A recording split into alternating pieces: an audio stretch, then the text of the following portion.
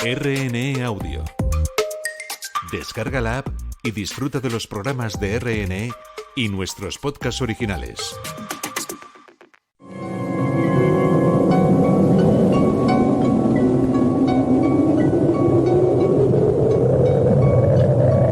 Solo cuando el túnel está en la más absoluta oscuridad es cuando puede volver otra vez la luz.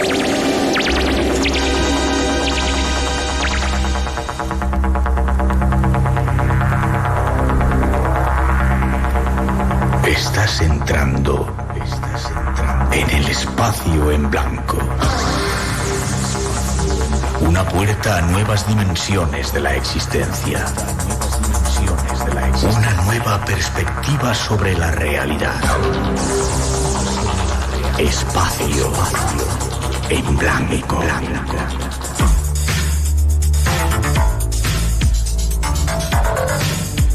Una producción escrita y dirigida por Miguel Blanco.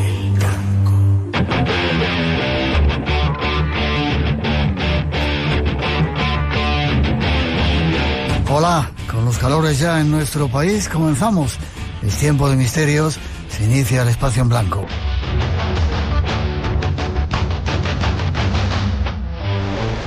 Lo que hacemos hoy desde el estudio 104 de la Casa de la Radio con saludos y la cordial bienvenida a nombre de todo el equipo del programa. Esta noche en la parte técnica, Jesús Carreras, Pilar Bobadilla en la producción, Juan Gómez en la redacción y Tere Vilas en la locución.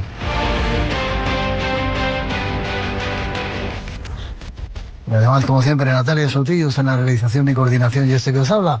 Un placer para todos nosotros, lo digo siempre, compartir estas 2 horas de radio aquí en nuestra casa, en Radio Nacional. Tenemos forma de comunicar con nosotros. Déjate caer en nuestras redes. eBlanco Radio RN. Por WhatsApp 633 50 50 11. Y en el mail espacioenblanco@rtve.es. Desde como siempre controlan Antonio Baena, Juan Gómez y Ramón Álvarez, que nos ayudan con vuestras consultas y con vuestros comentarios. Llevamos una temporada de salidas, hay más salidas programadas. La próxima será el viernes 20 de junio, apuntarlo. Viernes 20 de junio que vamos a estar realizando el programa desde Tenerife, desde el Teatro Leal de La Laguna, con invitados muy especiales. Será a partir de las 18 horas con un programa Mesa Redonda, actuaciones y aún mucho más. Estamos rememorando esa concentración que hace 30 y tantos años reunión en el TEI de más de 40.000 personas. Si estuviste allí, queremos que nos lo cuentes.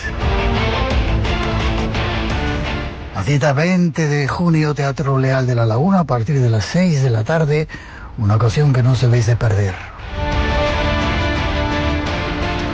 Y para hoy esto es parte de lo que os hemos preparado con sorpresas. Ahí os dejamos un avance.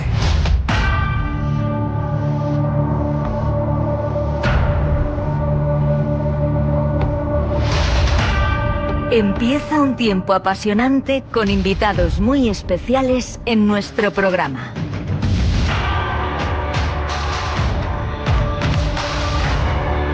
Comenzaremos con el escritor en lengua castellana más influyente en la actualidad.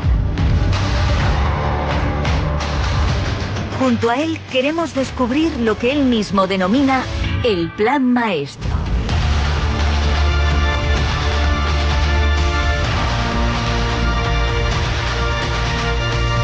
Algo sorprendente que nos hará ver el arte y nuestro mundo de forma diferente y que quizás nos dé pistas de maestros ocultos que desde antiguo ayudan a la humanidad. Seguiremos con más sorpresas, nuevos invitados y voces que se unirán al espacio en blanco para llenarlo de imaginación y respuestas. Ese es el plan de hoy. Un plan maestro que seguramente nos llevará muy, muy lejos. Disfrútalo.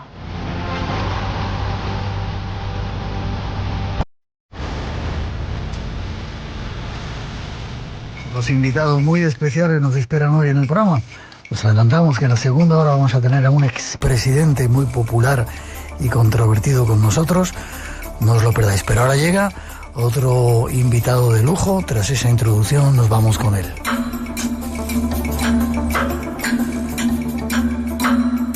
Nuestro primer invitado está considerado como el autor más influyente en la actualidad en lengua castellana.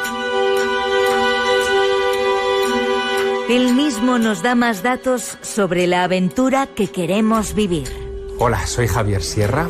Acabo de escribir El Plan Maestro, que no es un libro cualquiera, es un libro llave. Es una de esas obras que te permite atravesar umbrales que no sabías a lo mejor que estaban tan cerca de ti. En este caso es el umbral del arte, buscando a un viejo conocido mío, el maestro del Prado, un hombre que me enseñó a interpretar los secretos de las pinturas y que desapareció sin dejar rastro. En esta obra lo busco, trato de aprender dónde estuvo su escondite y en el camino descubro cosas que quiero compartir contigo.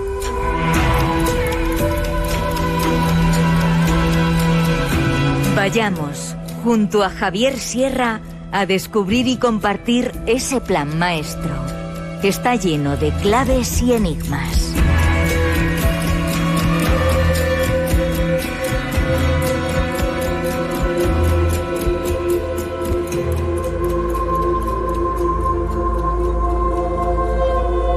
Por fin, después de mucho tiempo, tenemos con nosotros a un maestro.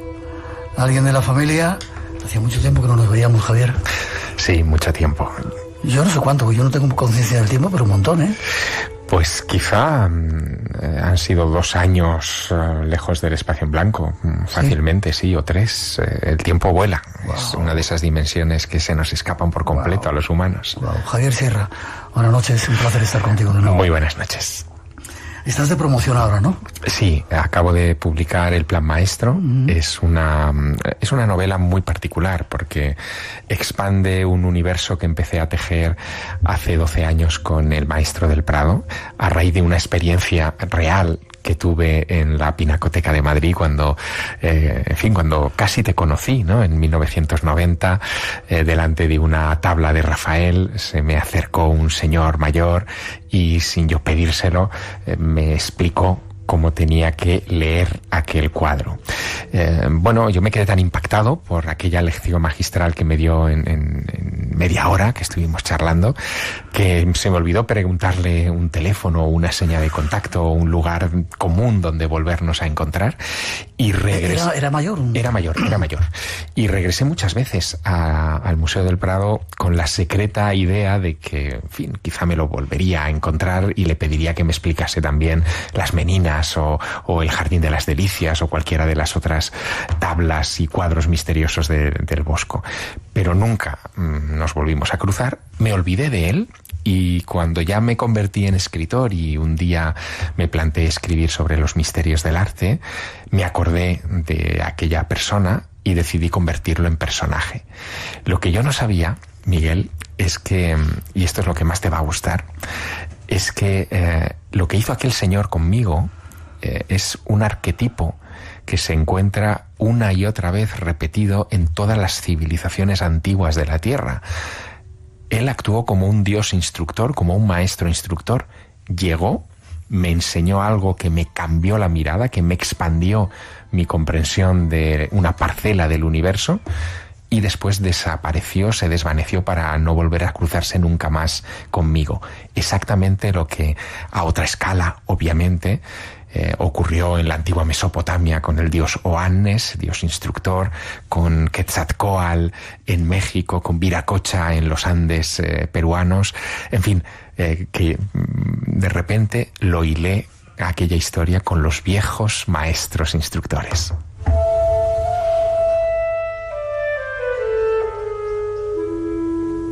¿Qué tienes tú, Javier? Eres un tipo muy especial. ¿Qué tienes? Yo, fíjate, a veces lo pienso, ¿no? Sí. Porque... Además, con suerte, trabajas un montón y eso es fruto de producto de tu trabajo, pero eres un tipo muy, muy especial. No, yo creo que es la mirada de niño, que no termino... No quería llegar todavía ahí, pero bueno. Pero yo creo que va por ahí, es decir, probablemente aquel anciano que se me acercó en el Museo del Prado aquella mañana de domingo, se fijó en un chaval joven que estaba absorto delante de una pintura y se apiadó de él. Debió decir, este pobrecito no se entera de nada, y a lo mejor por empatía se me aproximó y me dio esa lección sin yo pedírsela ni esperarla, ¿no? Creo que es la actitud, no es solo la esencia de las personas, es la actitud con la que te enfrentas a la vida, y mi actitud siempre ha sido de curiosidad y de aprender. Yo sigo sintiéndome un novato, Miguel. Fíjate que El Plan Maestro es mi 14º libro, que se dice pronto. Sí, mi 14º libro. Y además de los libros más vendidos de la literatura en lengua castellana. Sí, pero fíjate, llega a las librerías, lo veo en los escaparates, lo veo en las promociones, en las cosas que hace la editorial, y lo miro como si fuera mi primer libro. Digo, pero ¿por qué? ¿Cómo está pasando esto?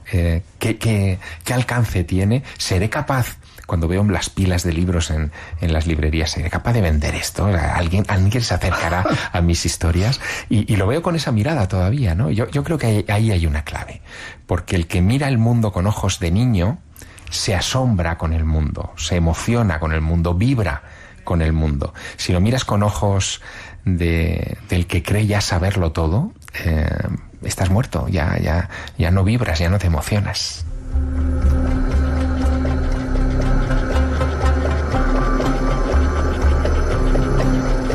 Has entrado ya en el núcleo un poco de lo que es este Plan Maestro, pero con eso de la mirada del niño, te he escuchado algunas entrevistas.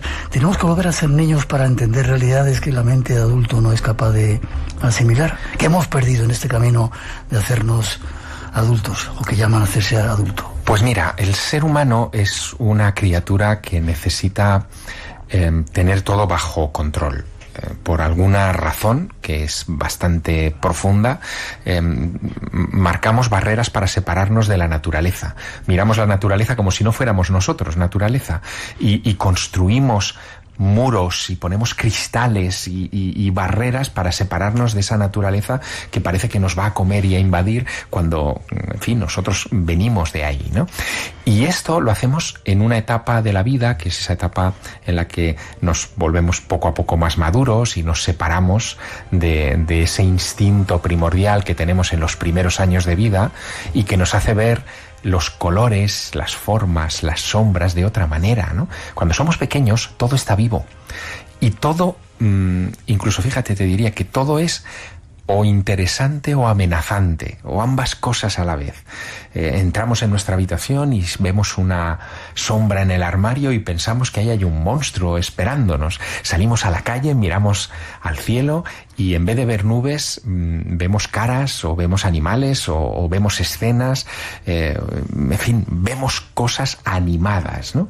Pero a partir de un determinado momento, que suele ser biológicamente allá por los 7 u 8 años, eso deja de ocurrirnos. La educación nos hace ver las cosas desde otro punto de vista. Es tu padre o tu madre el que te dice, eso que estás viendo en las nubes es una nube, no tiene ninguna importancia. Esa sombra que ves en el armario es una sombra, no tiene ninguna importancia. Y te van cercenando ese mundo que nosotros llamamos de fantasía, pero que yo en realidad creo que es de hiperconectividad. Es decir, tú conectas rasgos y cosas de una manera mucho más abierta y más creativa. Y fíjate, aquí viene la parte que me conecta con el Plan Maestro, con la novela. Yo leí en algunos textos de Jean Claude, que es uno de los grandes estudiosos de la prehistoria y del arte parietal rupestre, que los niños tienen una capacidad especial hasta esa edad de los 8 años para identificar rasgos en una cueva prehistórica. Ven una pincelada, una pequeña sombra, una hendidura en la pared, y lo aglutinan, lo agrupan en una sola figura. Dicen papá o a su acompañante, aquí hay un caballo, hay un bisonte, hay un tigre. Ellos lo ven antes que los adultos, ¿no? Esto le pasó a Marcelino Sanz de Sautuola cuando descubre Altamira. No es él el que ve los bisontes de Altamira, es su hija pequeña, María, la que, acompañándolo con un farolillo, le dice, papá, aquí hay toros, y él por primera vez ve los bisontes de los techos de Altamira, y es por esa capacidad infantil, ¿no? Tanto me ha asombrado esto, que durante un tiempo he estado estudiándolo y hablando también con especialistas y tratando de hacerme una idea de en qué medida el adulto todavía conserva esa capacidad, que en mi novela hablo de la segunda mirada, que es algo que yo creo que el lector va a ir recuperando poco a poco a medida que se sumerge en la lectura, porque esa mirada de niño que un día tuvimos, la seguimos manteniendo, aunque dormida, los adultos. Pero si hay alguien que te la vuelve a activar, entonces empiezas a ver no ya el arte, el mundo, de una manera distinta.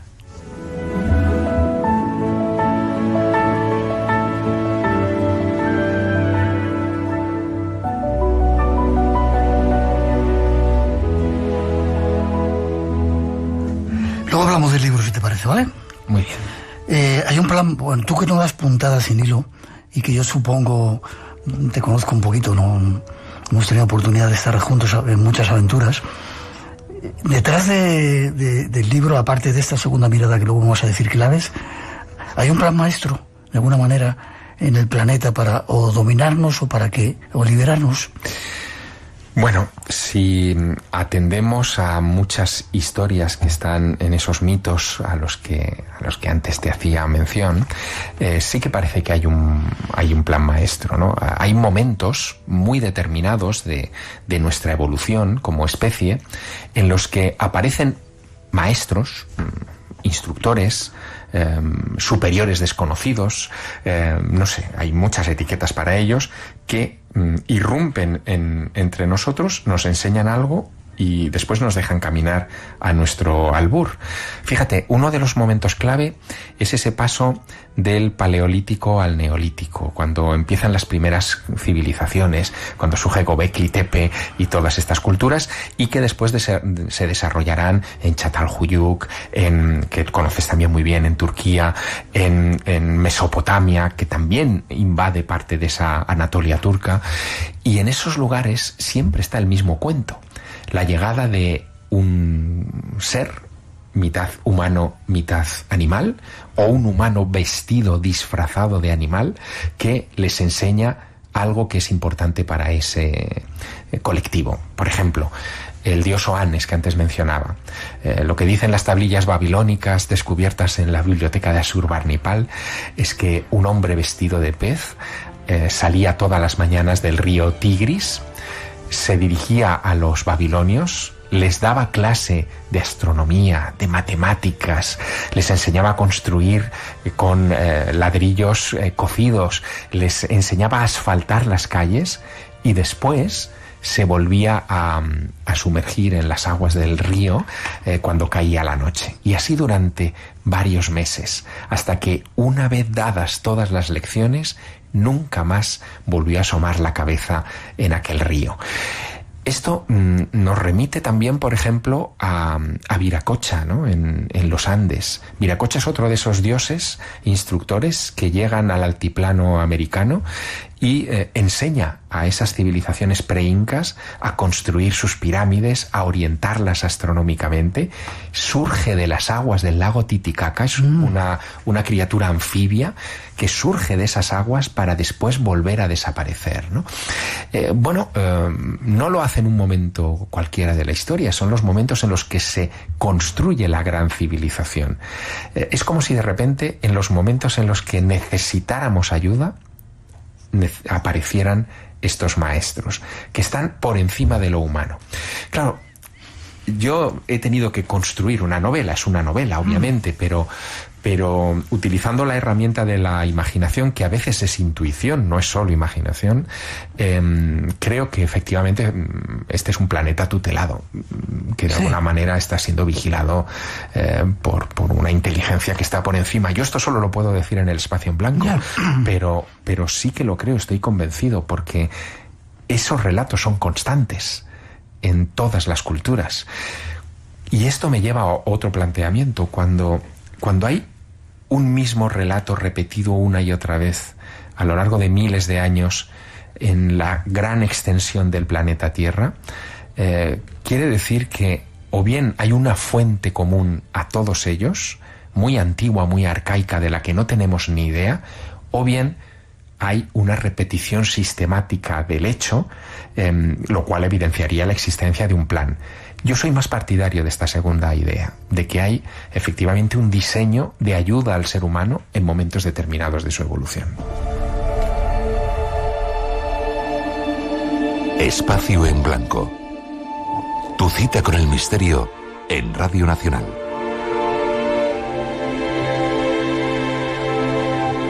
Con Javier Sierra esta noche, disfrutando de nuevo de su compañía. Yo no sé si, bueno, ¿cómo ves el momento actual?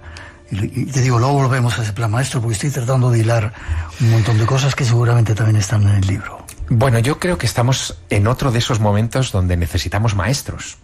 Por eso te lo pregunto. Claro, porque lo que está ocurriendo delante de nuestros ojos va mucho más allá de esa información rudimentaria y vulgar que tenemos a través de los medios de comunicación, de la corrupción política, de los escándalos, etcétera.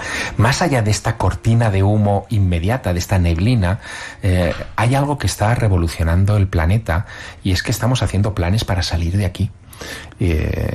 Hay ya proyectos muy avanzados para poner colonias en la Luna, colonias humanas en la Luna, con todo lo que eso implica. Por supuesto, también con la vista puesta en 4 décadas quizá en Marte. Y esto con la ayuda de la inteligencia artificial, que nos va a permitir enviar copias casi perfectas de nosotros mismos a través de las distancias siderales. Estamos haciendo cosas que son muy determinantes de nuestro futuro. Nunca en los últimos siglos ha habido un momento tan interesante como este, ¿no? Quizá desde el descubrimiento de América y la globalización, tener conciencia de lo que era el planeta Tierra, ha habido un momento tan intenso y tan interesante como el que estamos empezando a vivir. Y eso quizá haga que mañana vuelvan a aparecer estos maestros, ¿no? Yo tengo esa intuición, si me permites recurrir otra vez a ese término, ¿no? Quizá lo que me pasó a mí delante del cuadro de Rafael que antes te mencionaba en el Museo del Prado fue una minúscula incursión, ¿no?, de uno de estos maestros, una señal de que los cambios venían, ¿no? Y es verdad, si te paras a pensarlo, Miguel, tú has sido testigo desde el año 87 que empieza el espacio en blanco. 83 creo. Sí, bueno, pues fíjate, has sido testigo de un montón de cambios, ¿no? Y de cosas que han ocurrido y que nos están llevando a este punto, yo lo llamaría punto vórtice, ¿no?, de la evolución del planeta. Pero es un momento peligroso como todos. Como dirigentes que bueno, hacen locuras o parecen locos o vete a saber, con armas nucleares que pueden destrozar el planeta 300 veces. Sí, como todos, dices. Como todos, quiero decirte, cuando nosotros empezamos a circunnavegar el planeta con Elcano y Magallanes o en fin, las grandes gestas de los conquistadores, teníamos un montón de problemas con los turcos, precisamente, y con otras potencias. La lucha del bien y del mal es permanente en el ser humano, pero creo, a lo mejor peco de optimista antropológico, pero creo que nuestra especie está mejorando en ese sentido, ¿no? Aunque hay guerras y hay situaciones, en fin, horrorosas. Guerras terribles. Sí, horrorosas, pero son muchas menos que las que había en el siglo XIX, muchas menos que las que había en el siglo XVIII, no digamos en el siglo XVI, ¿no? Muchas menos, de verdad, en ese sentido. Eres optimista, ¿eh? Sí, pero es una cuestión de datos y de cantidad. Si lo pones en una tabla y los conflictos que había en aquellas épocas y los que hay ahora son distintos. Es verdad que hay otro tipo de guerra ahora. Son guerras lo que se llaman en el argot geopolítico guerras de baja intensidad. La guerra es el control de la información, el control de la economía, el control de los recursos productivos. No hace falta matar al que tienes delante porque lo quieres como esclavo. Sí, todo eso es verdad. Pero algo yo creo que sí que está cambiando, ¿no? Yo en ese sentido veo un horizonte. Quizá dentro de 200 años no estaremos tú y yo aquí, pero quizá dentro de 200, 250 años, ojalá esto quede grabado en los archivos de Radio Nacional. Seguro. El planeta haya aprendido la lección y esté preparado para ser ciudadano cósmico. Es que no nos queda otra. Vamos a ser ciudadanos cósmicos, tarde o temprano. Ya, pero ¿no te parece que en vez de cuidar este planeta lo estamos machacando y salimos a machacar otro planeta? Quizá deberíamos de pensar que había que limpiar esto, cuidar mejor, ¿no? Digo yo. Sí, y lo terminaremos desarrollando. Es decir, ya hay fuentes de energía que ya no son contaminantes, con las que soñábamos hace 50 años, pero ahora ya están aquí. Todo eso se va a ir implementando, pero los cambios son siempre ásperos, ¿no? Son siempre duros, sobre todo para el que está muy apegado al antiguo sistema de producción. Esos son los que peor lo llevan y los que hacen lo imposible para que nada se mueva. Imagínate en época de la iluminación con farolas de gas, lo mal que lo pasaron los proveedores de gas cuando llegó la electricidad. Esto era un cambio imparable, pero hizo mal a mucha gente. Cuando se populariza la escritura, esta es una anécdota que a mí me gusta mucho, Sócrates se lamentaba profundamente de que la popularización de la escritura iba a acabar con la memoria humana. ¿Para qué ibas a memorizar los 14.000 versos de la Ilíada si de repente los podías poner por escrito? Era el mismo lamento que yo estoy escuchando ahora con la llegada de la inteligencia artificial o hace 20 años con la llegada de Internet. Iba a ser el apocalipsis. Sí, es el fin del mundo antiguo, pero surge uno nuevo que nos hace más capaces. Pensémoslo, la escritura nos ha hecho mejores, Internet nos ha hecho mejores y la inteligencia artificial, de la que tan mal se habla, creo que también nos hará mejores.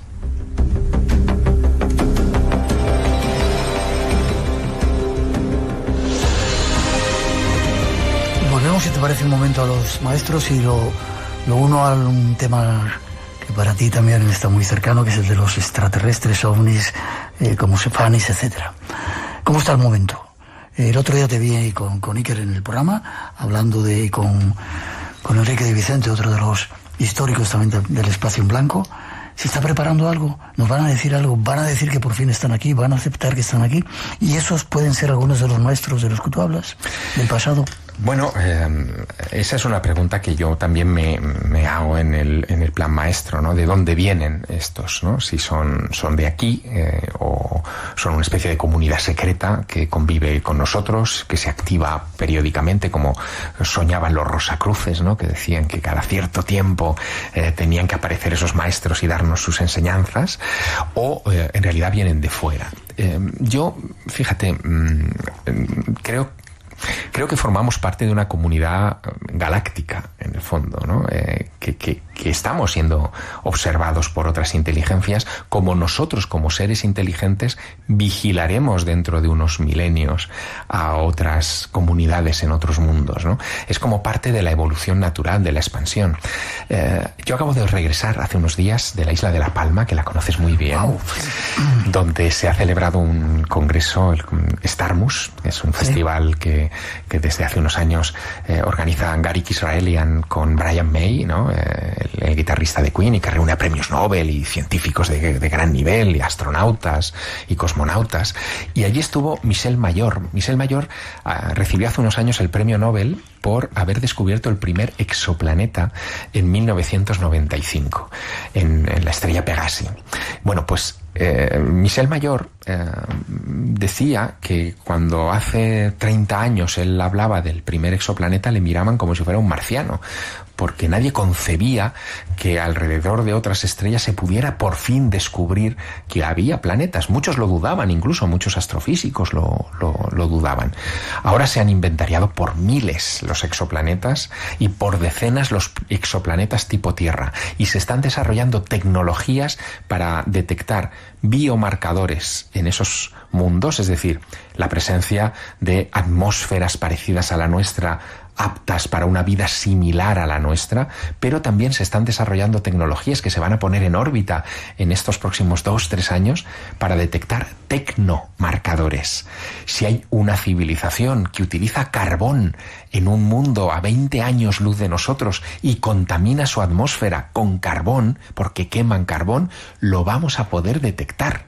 Si utilizan energía nuclear para sus centrales y para alimentar su mundo con electricidad o con lo que sea, y genera residuos radiactivos que dejan un resto en la atmósfera, lo vamos a poder detectar. Esto es alucinante. Y lo que nos está diciendo es que eso que nosotros considerábamos hasta hace poco como patrimonio exclusivo del planetita en el que habitamos, como si nosotros fuéramos una excepción cósmica, tocados por el dedo de Dios único en este lugar del universo, en realidad es una vulgaridad. Y lo descubriremos en breve, que somos una vulgaridad, que la inteligencia es una vulgaridad del universo, no la vida inteligente. Y estamos a las puertas de eso, y cuando descubramos eso, van a cambiar tantas cosas de nuestra filosofía, de nuestras religiones, incluso Dios se hará más grande. Esas religiones que se preocupan por el hecho de que quizá van a perder sentido y van a perder su hegemonía, yo creo que es al contrario. Dios se va a hacer más grande porque ha creado más inteligencias ahí fuera. Pero todo esto va a ser una revolución de fuerte calado. Uh-huh. Y eso tiene que ver con esos objetos volantes no identificados que se están viendo por todos los sitios, que los americanos están a punto de sacar. ¿Tiene algo que ver? Bueno, mira, lo que discutíamos el otro día con Níker Jiménez en Cuarto Milenio es la publicación de un libro que se llama Inminente. Hemos hablado de ello, de Luis Elizondo. Sí. Hay una cosa en ese libro que, bueno, yo lo puse rápidamente sobre la mesa, pero te lo voy a contar mejor aquí, que es el gran debate que hay en la comunidad de inteligencia y política de los Estados Unidos sobre el asunto de los ovnis, entre los que creen y los que no quieren creer. Digo bien, no quieren creer, porque forman parte de una élite muy influida por las creencias religiosas. Son ultracristianos que no aceptan que de repente, se hable de extraterrestres, porque hablar de extraterrestres casi equivale a abrir la caja de Pandora de decir, oye, y lo que se cuenta en la Biblia de aquella nube de fuego que guiaba al pueblo elegido por el desierto en el Éxodo, o esa historia que cuenta el profeta Ezequiel en el capítulo 1 de un vehículo con 4 rotores que lo llama la gloria de Yahvé, donde hay un señor subido encima, debajo de una especie de manto de cristal. ¿Esos serían también extraterrestres? ¿Yahvé sería un extraterrestre? Y esas comunidades integristas cristianas no lo pueden soportar, y por eso no quieren que se hable de ovnis ni se desclasifique nada de ovnis, porque abren la curiosidad, el pensamiento y el debate sobre el calado profundo que tiene admitir estas visitas. No es un tema menor. Y menos en un país como los Estados Unidos, que aunque lo veamos como la cuna del capitalismo, también es probablemente la nación más integrista de Occidente a nivel religioso, con creencias muy establecidas, ¿no? Así que ahí hay un debate por debajo del de los ovnis que llega hasta el Yahvé de la Biblia, si queremos.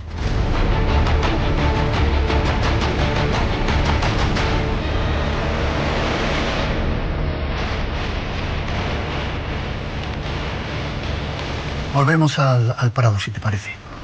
¿Te has preguntado alguna vez si era físico ese personaje que te encontraste? ¿O me lo he preguntado muchas veces, pero es que era físico, era absoluto. ¿Lo tocaste? ¿Estuviste cerca de él? Sí, totalmente. Estuvimos hombro con hombro. Me acuerdo del abrigo que llevaba, me acuerdo del aspecto de su rostro. Hay una sorpresa en el Plan Maestro, no puedo hacer spoiler, ¿no? Como dicen ahora. No hay que hacerlo, ¿no? Pero hay una sorpresa dentro del libro, y es que esa búsqueda por reconectar con el maestro, finalmente encuentra un camino, ¿no? Y hay algo en los propios cuadros del museo que me han llevado al maestro. El maestro siempre ha estado ahí. Yo nunca lo supe ver, pero siempre estuvo ahí, ¿no? En el museo. Hablo de una cosa que puede parecerles ficción a muchos lectores, que es la existencia de una sala invisible en el Museo del Prado, la sala número 13. ¿Sí? Bueno, es una sala invisible, es decir, si tú vas al Museo del Prado y vas a ver las meninas, verás que está en la sala 12, y si vas hacia la derecha a la siguiente sala, donde está el Cristo de Velázquez, es la sala 14. No, pasas de la 12 a la 14, no hay una sala número 13. En otros tiempos hubo sala número 13, se destruyó esa sala número 13, y yo en mi novela la recupero como si fuera una especie de limbo o de universo paralelo en el que ocurren cosas, ¿no? De nuevo, ahí utilizo la imaginación, pero hay algo más que imaginación, porque los cuadros pueden verse desde muchas ópticas. Como siempre en tus obras, hay algo más siempre. Exactamente. Y lo que invito a mis lectores en esta novela es a descubrir esa sala 13, ¿no? Perdida. Vale, volvemos al Museo del Prado. Bien. ¿Qué cuadros te han llamado más la atención, o dónde están esos mensajes? Y con eso añado, los grandes maestros de la pintura eran también gente conectada, que dejaban en sus obras el mensaje para quien los iniciados lo supieran ver. Algunos sí. Mira, antes te hablaba... Por ejemplo, sí. Antes te hablaba de ese hombre vestido de pez que instruyó a los babilonios en matemáticas, astronomía, que de alguna manera guió aquel mundo para convertirlo en la civilización que fue, ¿no? Jerónimo Bosco, en uno de sus cuadros, en el carro de heno, que está colgado al ladito del Jardín de las Delicias, pinta un enorme carro lleno de trigo, de grano, que es una representación del mundo, de lo mundanal, de lo efímero, ¿no? Ese carro está seguido por un obispo, un papa, un rey, una corte. Es como una metáfora, como una crítica en jeroglífico de lo que es el mundo. Los poderosos siguen lo efímero, pero tirando de ese carro de heno, de ese mundo, hay un hombre pez. ¿Sí? Sí, hay un hombre pez, mitad hombre, mitad pez. Y aquí hay un debate, hay una cosa curiosísima. Es uno de los espantos del Bosco, pero Jerónimo Bosco no pudo tener ni idea del dios Oannes babilónico, porque las tablillas cuneiformes en las que se describe a este dios no se descubrirán hasta el siglo XIX. Son los ingleses los que llegan a Nínive, encuentran la biblioteca de Asurbanipal, encuentran esas tablillas, y al cabo de los años terminan traduciéndolas y descubriendo el enorme mito de este dios Oannes. ¿Por qué Jerónimo Bosco pinta un hombre pez guiando al mundo en esa tabla?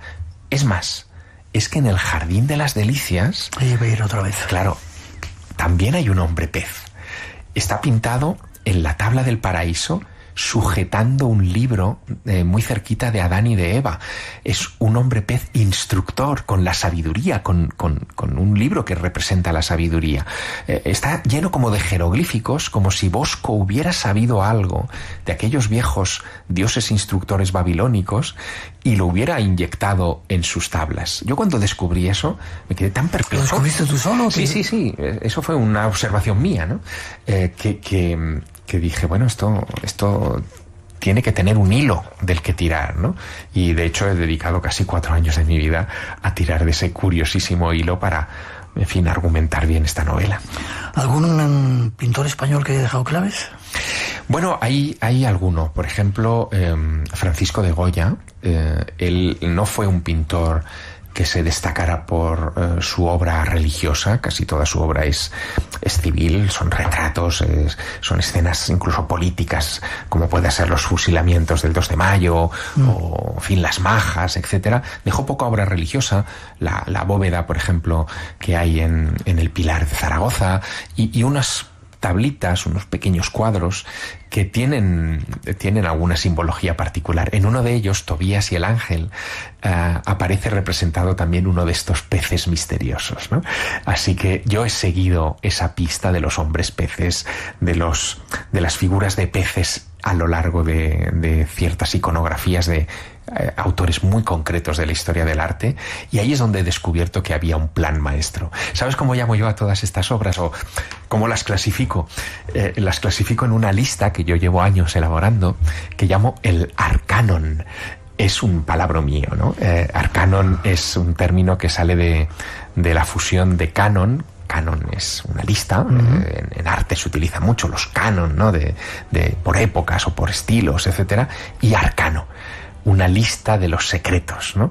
Así que en mi arcanon, en esa lista de secretos, aparecen Jardín de las Delicias, El carro de heno, esta tablita de Tobías y el ángel de Goya, y muchos otros cuadros, claro. Me la puedo apuntar como cultura, que también fue una palabra que tú... Vale, voy a hacer un diccionario sierra español, español sierra. Perfecto.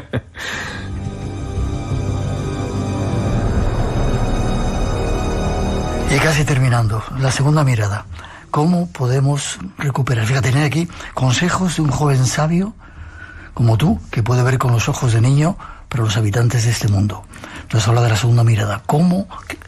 ¿Qué aconsejarías tú para que nosotros, todo el mundo pudiera recuperar esa segunda mirada, aparte de leer tu novela, El plan maestro? Pues fíjate, quizás sería recuperar algo tan ancestral y tan bonito como el espíritu de la tribu.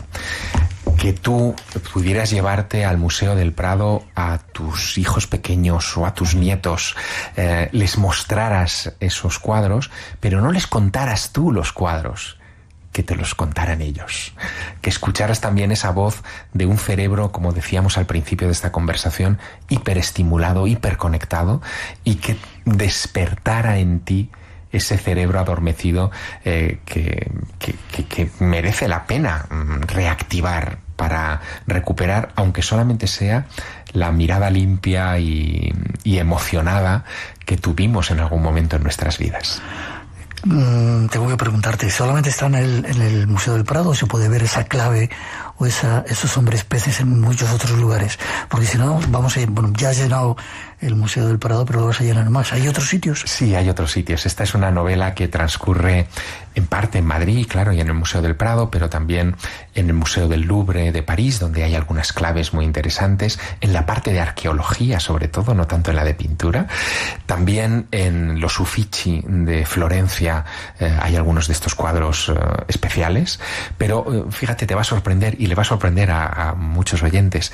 También, por ejemplo, en los cuadros de Frida Kahlo que se guardan en la Casa Azul de Coyoacán, en México, que tú también conoces, en ese lugar donde vivió la artista, más rompedora del siglo XX, ella, que tenía mirada prehistórica hacia el arte, que pintaba cosas que casi se podrían encontrar en las cavernas, ella disfrazó algunas de estas claves.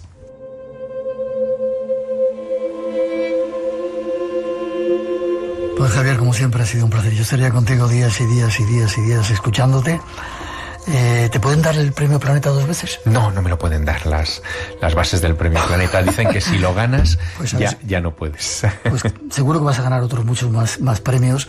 Gracias por tu amistad, por tu compañía todo este tiempo y sobre todo por enseñarnos a tantas y tantas personas el plan maestro o esas claves o esa manera de ver diferente. Gracias. Gracias a ti por ayudarme a compartirlo con los oyentes del Espacio en Blanco tan queridos. ¿Forma de contacto contigo si quieren saber más? Pues a través de mi página web, javiersierra.com. Ahí acceden un poco a mi universo y descubrirán muchas cosas de las actividades que llevo siempre adelante. Como siempre, un placer y un honor tenerte. Gracias. Hasta pronto. Radio Nacional de España, la que quieres. La verdad es que nos ha tocado un mundo, Javier, que no le falta nada para ser un desastre. Hope, estamos a tiempo. El podcast. Algo que se demuestra en este documental es que hay que confiar en la naturaleza. Una fuente de esperanza y representa para mí un punto de referencia en el que coger impulso. No podía dejar de ver la serie porque era como si algo dentro de mí me dijera, ¿qué haces que no estás ahí, no? Cuando los ves todos, terminas lleno de esperanzas y con muchas ganas de hacer un montón de cosas. Hay esperanza. Por eso nos llamamos Hope. Escúchalo en RN Audio. Y recuerda, Economía de Bolsillo, los domingos a las 6 de la mañana. RTV, la que quieres. Hola Miguel y equipo de Espacio en Blanco. Soy Ana Belén y os escucho desde Badajoz. Os sigo desde la pandemia que os descubrí y bendito descubrimiento, porque para mí fue una bocanada de aire en esa situación que jamás voy a olvidar. Y por eso os lo quiero agradecer. Muchísimas gracias, Miguel, por este programa tan fantástico que tienes. Y bueno, y espero seguir aprendiendo durante muchísimo tiempo contigo y con todos los invitados que llevas, que me parece que son increíbles. Un abrazo enorme desde Badajoz. Hola, Miguel. Buenas madrugadas, porque gracias a los podcasts te puedo escuchar eso por la mañana, tempranito. Y nada, una cordobesa de los pies a la cabeza. Así que le dice al EGM que nada, que se tira al pozo, que es un misterio. Pues nada, una oyente más. Muchos saludos y que sigáis muchos años. Muchas felicidades al gran Miguel Blanco y a Espacio en Blanco, a todo el equipo. Ya estamos en 1000 noches juntos disfrutando de gran contenido. Estoy muy feliz y muy orgullosa de ser parte de la gran audiencia de Espacio en Blanco y que sean muchas noches más llenas de tremendas emociones. Espacio en Blanco. 30 años compartiendo el misterio en la radio. Con Miguel Blanco en Radio Nacional de España.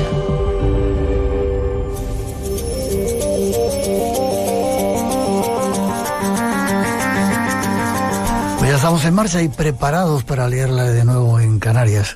En 1989 se nos ocurrió hacer un acto que pensábamos que iban a ir pocas personas en las cañadas del Teide y se juntaron 40.000 personas en un experimento de comunicación increíble. Nunca dijimos que iba a haber ovnis, pero se juntaron 40.000 personas. Han pasado 30 y tantos años y nos vamos a celebrarlo al Teatro Leal de La Laguna y Maico Delgado es el culpable de todo esto. Buenas noches, Maico. Hola, ¿qué tal, Miguel? ¿Cómo estamos? Oye, ¿de dónde viene ese nombre de Maico? Bueno, nombre guanche, nombre... No, que va, para nada. Es una historia larga y aburrida, tan sencilla. Bueno, en otra ocasión te la cuento, porque no tiene ningún tipo de trascendencia, vamos. ¿Tú te enteraste de aquello que hicimos en La Laguna o eras demasiado jovencito? No, por supuesto que me enteré y de hecho estuve por allí como la mitad de la isla, vamos. Aquello fue una experiencia que, vamos, inolvidable. Tremendo. Todos los que estuvimos aquella noche en el mágico Parque Natural Espacio Natural del Teide, pues bueno, nunca nos olvidaremos de esa noche, vamos, de ese encuentro. Mira, se me siguen poniendo los pelos de punta. Vamos a partir, o sea, que estos momentos sirvan para recordar a todos los que estuvieron allí, que nos den un toquecito, porque queremos rememorar el día 20 de junio, que ahora vamos a dar toda la información. Y ¿sabes lo que pasó cuando llegué arriba y me dijo, no sé si era un general, bueno, el jefe de la Guardia Civil, creo que era un general, me dijo, ¿sabes la gente que ha llegado aquí? Y dije, bueno, pues 5.000 como habíamos pensado, y dice, más de 40.000 personas. Yo me puse a rezar todo lo que sabía para que no pasara lo que habíamos visto en la punta del Hidalgo tiempo antes. Pero aún así fue algo increíble. Y por culpa tuya, de repente se te ocurre organizar en el Teatro Leal de La Laguna, no sé cuántos años después, 36 años 36. 36 años después. Wow, 36. Tú serías un niño entonces, ¿no? Pues bueno, ya voy peinando bastantes canas y ya le dimos la vuelta al jamón hace tiempo y bueno, algunos años vamos teniendo ya también. Vale. Pero sí, era un jovencito, sí, la verdad. Pues se te ocurre, nos llamas y se te ocurre organizar Un acto que va a ser el día 20 de junio, viernes, atentos, va a ser el viernes. ¿Y qué va a pasar? Vamos a hacer un programa especial con otro montón de ingredientes, ¿verdad? Sí, señor. Pues como tú bien comentas, pues un poco rememorando aquella mágica noche que vivimos en el Teide y aprovechando también pues que se cumplen ahora el 20 aniversario de la Laguna Ciudad de Patrimonio y 100 también de la fundación del Teatro Leal, pues ¿por qué no? Se nos ocurrió la idea de por qué no rememorar aquel famoso día y por eso nos pusimos en contacto con Espacio en Blanco, pues para ver si lo veían a bien y bueno, y en estas estamos metidos, la verdad. Y se va a liar buena. 100 años del Teatro Leal ya. Correcto, sí. Wow, así es. Wow. Ya me contarán que habrá fantasmas y habrá de todo ahí en ese teatro, ¿no? Algo debe haber, algo debe haber. Vale, y vamos a llegar, no fantasmas, sino un grupo de locos y de gente que tiene que ver con el misterio, para llenarlo absolutamente el día 20 de junio a partir de las 6 de la tarde. Esa es la idea, sí señor. A partir de las 6 de la tarde comenzarán las jornadas, bueno, que se prolongarán, pues, bueno, lo que dure, y ahí pues tendremos una serie de participantes y de actividades, pues que van a ser las delicias de todos aquellos amantes del misterio y de estas cosas, que nos reuniremos allí. Qué bien. El primero que llega desde México, pasando por España, Hugo Semolón, y el Jaguar Blanco, que nos va a contar historias que tienen que ver con esa magia especial. Después hay una mesa redonda. Sí, habrá una mesa redonda también, pues con varios expertos, amigos de la isla y de fuera también, pues que compartirán contigo pues muchas experiencias y cosas que tienen que contar. Vale, y en ese momento de la mesa redonda ya estamos haciendo el llamamiento a los que hubieran estado o recuerden lo que pasó ese 21 de junio del 89 en las Cañadas del Teide, que se pongan en contacto, que vayan al teatro y nos cuenten lo que vivieron. Después hacemos el programa Espacio en Blanco con un montón de sorpresas, invitados muy especiales y además música. Sí, estará la banda Blue Rondo, es una banda que ya tiene una trayectoria importante, son de aquí de la isla de Tenerife, y que la música que hacen, pues bueno, ya la escucharán porque va mucho... sí. ¿Nos va a poner a bailar a todos? ¿Perdona? ¿Nos va a poner a bailar a todos o...? Bueno, más que a bailar, nos va a poner un poco también ahí en sintonía, en el ambiente, va a generar un ambiente también pues acorde al programa que estamos desarrollando allí. Una jornada completa, 20 de junio, viernes, Teatro Leal en La Laguna, la próxima cita del Espacio en Blanco en las Islas Canarias, y se va a liar gorda. Apenas se ha anunciado y el teatro ya está casi lleno, ¿verdad? Sí, así es. La verdad que apenas se ha anunciado, se ha movido un poco. Seguro que al final conseguiremos que ese teatro se llene hasta los topes, porque la ocasión bien lo merece, la verdad. Forma de contacto para más datos de ese acto que preparamos allí en La Laguna. En la página web del propio teatro, que es teatroleal.es. No os lo perdáis, ahí vamos a estar de nuevo conviviendo y compartiendo con toda la gente bonita que hay en Canarias, en Tenerife, rememorando. Si estuvisteis en las Cañadas del Teide en esa fecha histórica, venid a vernos y nos contáis vuestra experiencia. Maiko, gracias, estamos en contacto, ya me contarás eso de tu nombre y después la vamos a liar porque nos vamos a un sitio especial que hay, ¿vale? Que no te voy a decir ahora. Pues muchísimas gracias, Miguel, y nada, un abrazo muy grande y nos vemos pronto por aquí por Tenerife, donde serás recibido como bien merece. Gracias. Y todo tu equipo. Gracias por el trabajo, nos vemos prontito. Un abrazo muy grande. Adiós. Pronto.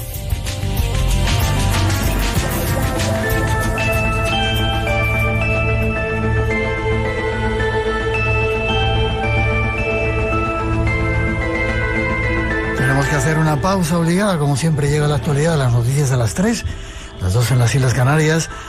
En este mundo convulso que vivimos nos van a contar cómo está el asunto en estos momentos. Redes sociales abiertas, Blanco Radio, RNE en Facebook, Twitter e Instagram. Y en la segunda hora una sorpresa, un invitado muy especial que llevábamos esperando hace mucho tiempo, así que no os lo perdáis. Y recordaros, día 20 de junio estaremos en La Laguna, en el Teatro Leal, a partir de las 6 de la tarde, rememorando ese acto que hicimos en las Cañadas del Teide, algo histórico, que también lo va a ser ese día 20 de junio, a partir de las 6 de la tarde, Teatro Leal, no os lo perdáis. Volvemos enseguida tras la información, no os perdáis al segundo invitado especial que tenemos en la segunda hora del Espacio en Blanco. Enseguida volvemos.